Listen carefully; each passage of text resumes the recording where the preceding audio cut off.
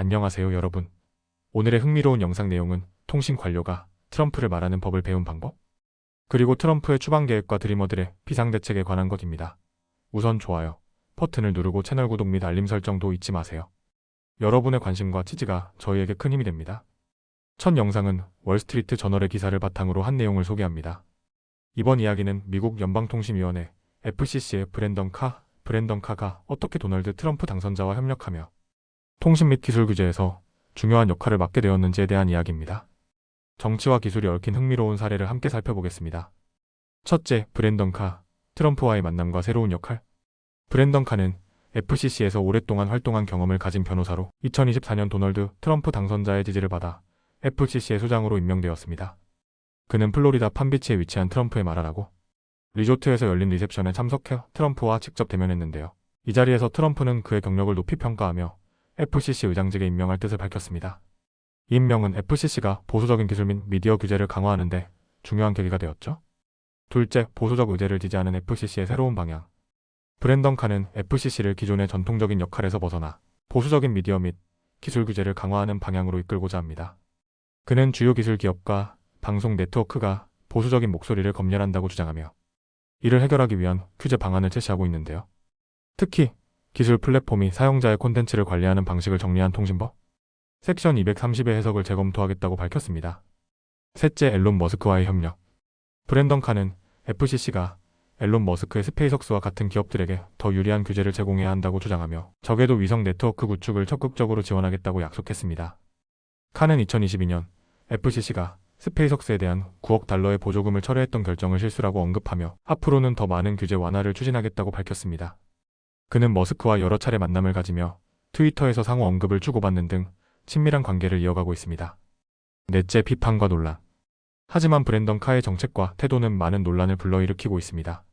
그는 FCC의 권한을 지나치게 보수적인 방향으로 확장하려 한다는 비판을 받고 있는데요. 비영리 단체 퍼블릭 날러지의 CEO는 그의 접근 방식을 기관 권한에 대한 급진적인 견해라고 평가하며 새로운 법률 없이 섹션 230을 변경하는 것은 불가능하다고 지적했습니다. 또한 카는 트럼프의 정책과 밀접한 연관을 보이며 대통령의 의제가 곧 나의 의제라고 공언해 FCC의 독립성을 훼손한다는 우려도 제기되고 있습니다. 다섯째, 현장 경험과 대중적 이미지. 브랜던 카는 단순히 사무실에서 정책을 구상하는 것을 넘어 현장에서 직접 행동하는 모습을 보여왔습니다. 그는 셀타워에 올라 블루칼라, 네트워크 기술자들과 소통하며 FCC의 규제가 현장에서 어떻게 작용하는지 몸소 경험했습니다.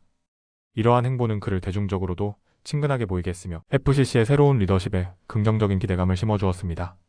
이렇게 브랜던 카는 기술 규제와 정치적 의제를 결합하며 FCC를 새롭게 변화시키고자 노력하고 있습니다. 그의 정책 방향은 보수 진영의 강한 지지를 받고 있지만 동시에 많은 논란과 비판도 불러일으키고 있는데요. 트럼프 행정부와 협력하며 FCC가 앞으로 어떤 모습을 보여줄지 관심이 집중됩니다. 다음 영상은 월스트리트 저널의 기사를 바탕으로 트럼프 대통령 당선자의 대규모 이민자 추방 계획이 드리머들에게 미치는 영향과 그들의 대응 방안에 대해 이야기해보겠습니다. 드리머란 어린 시절 부모를 따라 미국에 온 불법 체류 청년들을 말하는데요. 이들이 어떻게 불확실한 미래에 대처하고 있는지 함께 살펴보겠습니다. 첫째, 드리머란 누구인가?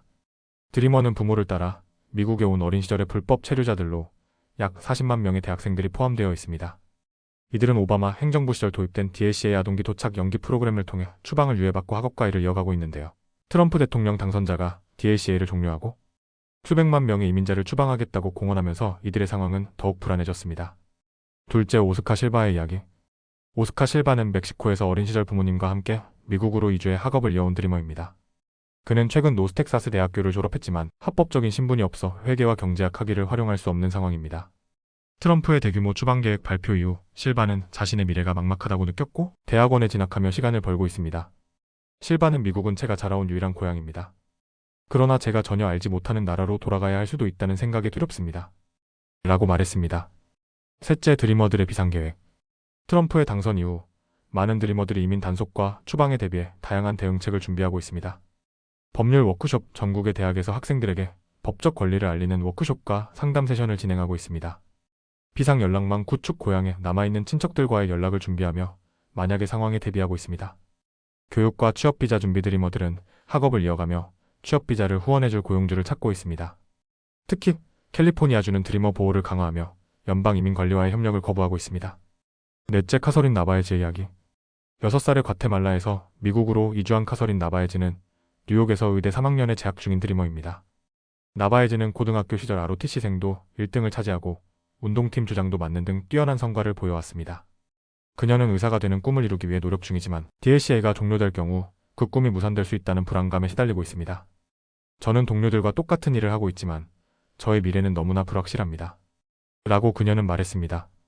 다섯째, 논란과 비판. 트럼프의 추방 계획은 강경 이민 정책을 지지하는 이들에게는 환영받지만 비판의 목소리도 높습니다.